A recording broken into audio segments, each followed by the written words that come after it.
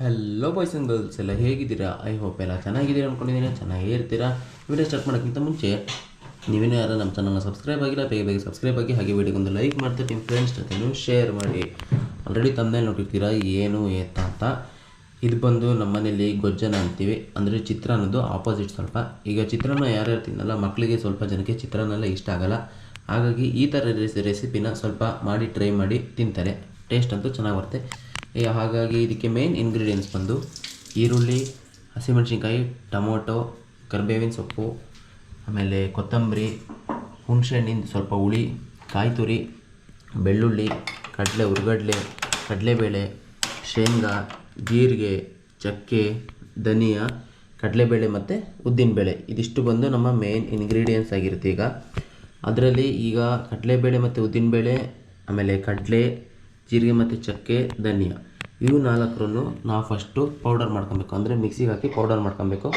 ಅದಾದಮೇಲೆ ಏನೇನು ಮಾಡ್ಬೇಕಂತ ಹೇಳ್ತೀನಿ, ವಿಡಿಯೋ ಕೊನೆವರೆಗೂ ನೋಡಿ ಗೈಸ್. ಈಗ ಎಣ್ಣೆ ಹಾಕ್ಬಿಟ್ಟು ನೀವೇನು ಪಾತ್ರೆ ತೊಗೊಂಡಿರ್ತೀರ ಒಂದು 5 ನಿಮಿಷ ಬಿಡಿ ಸಾಕು. ಇದಾದಮೇಲೆ ಸಾಸಿವೆ, ಅರಿಶಿನ ಏನೇನಿದೆ ಅವೆಲ್ಲ ಹಾಕೋಬೇಕು.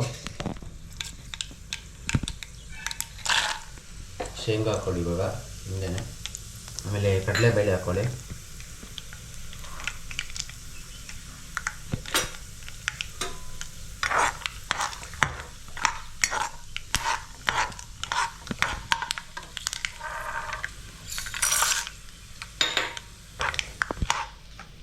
ಸಾಸಿವೆ, ಶೇಂಗಾ, ಕಡಲೆಬೇಳೆ ಹಾಕೊಂಡು ಸ್ವಲ್ಪ ಮಿಕ್ಸ್ ಮಾಡ್ಕೊಳ್ಳಿ.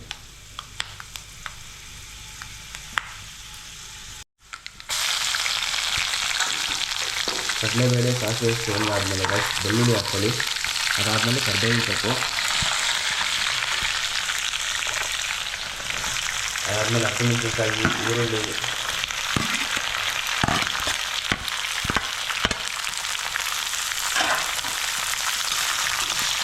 ಇವಿಷ್ಟು ಹಾಕೊಂಡು ಕ್ಲೀನಾಗೆ ಒಂದು 5 ನಿಮಿಷ ಮಿಕ್ಸ್ ಮಾಡ್ಕೊಬೇಕು. ಎಲ್ಲ ಒಂದು 2 ನಿಮಿಷ 3 ನಿಮಿಷ ಗುರಾಡ್ಕೊಂಡ್ಮೇಲೆ ಈಗ ಅರಿಶಿನ ಹಾಕೋಣ. ಸ್ವಲ್ಪ ಅರಿಶಿನ ಹಾಕಿ ಮತ್ತು ಟೊಮೆಟೊ ಹಾಕಿ ಎಲ್ಲ ಒಂದು ಸ್ವಲ್ಪ ಮಿಕ್ಸ್ ಮಾಡ್ಕೊಂಡು ಟೊಮೆಟೊನ ಹಾಕ್ಬೋದು ಇವಾಗಲೇ.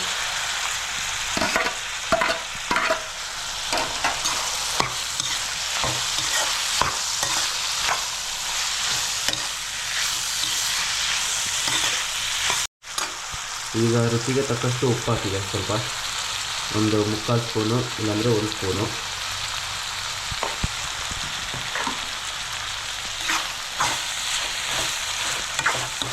ಆಮೇಲೆ ಕಾಯಿ ತುರಿ ಇಲ್ಲಾಂದರೆ ಕೊಬ್ಬರಿ ತುರಿ, ಎರಡರಲ್ಲಿ ಯಾವ್ದಾದ್ರು.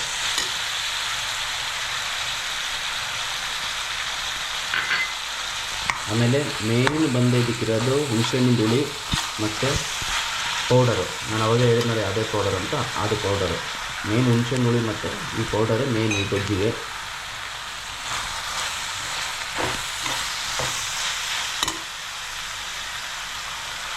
ನೋಡಿದ್ರಲ್ಲ ಹುಣಸೆಹಣ್ಣು ಹುಳಿ, ಇದಿಷ್ಟು ಮಾತ್ರ ಮೇನು.